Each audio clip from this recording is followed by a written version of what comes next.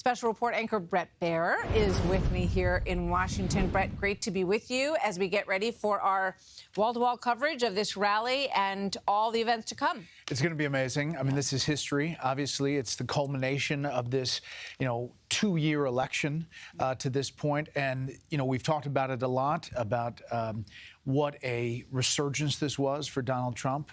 He's the second president to do this, Grover Cleveland being the first. And just the excitement, this weather does stink, and it's going to get colder. It's wet, it's ugly. But if you look outside, the line for Capital One Arena, it goes, now Capital One Arena from where we are is about a mile plus away. This line goes all the way down through the National Mall, takes a right on Independence. I've never seen a line like that that's miles long for trying to get in. And now they're going to have only so many people that can get in there, but it's going to be, an amazing event today and then tomorrow, obviously.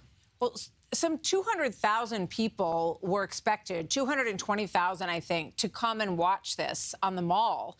And, of course, that wasn't to be. They moved it inside for weather reasons initially. It's not really that cold out, and I don't think it's going to be that cold out tomorrow. It's going to be probably a sunny day that would have been beautiful for an outdoor inauguration. I think it's going to be about 22, 23 degrees out there, but it will be sunny. We might get to see a little bit of a walk. We're still waiting for the final announcements on exactly how tomorrow is going to proceed, Brad. Yeah, I think there's some question marks, and whether this was all about weather and protecting folks being out on the mall or whether it was a combination of security and that sort of thing.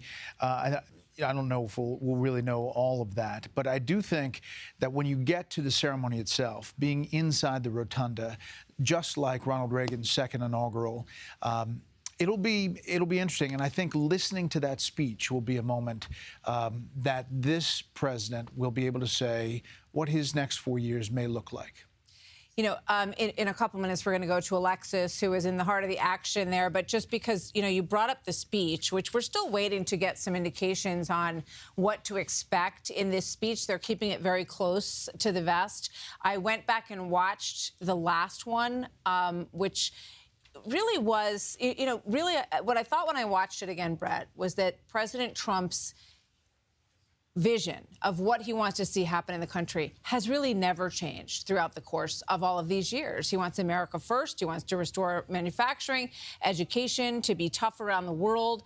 All of these themes have never really varied through all those years. They haven't. And his campaign, it was very matter of fact. This is what he was fighting for. I do think how he talks about it tomorrow may have changed. With the second time, he's changed a little bit. He seems more comfortable in his skin. He seems very easy to talk about uniting the country more than perhaps he did before. And I would expect that message to come through tomorrow a little bit more than we heard before. Yeah, we've seen a lot of uniting when you look at the population that reelected this president, a larger portion of Latino, Black, young voters, so much movement across the country towards the right over the course of this election. So he has already, in many ways, in this election, unified a lot of groups that were not unified prior to that. Hey, Sean Hannity here. Hey, click here to subscribe to Fox News YouTube page and catch our hottest interviews and most compelling analysis.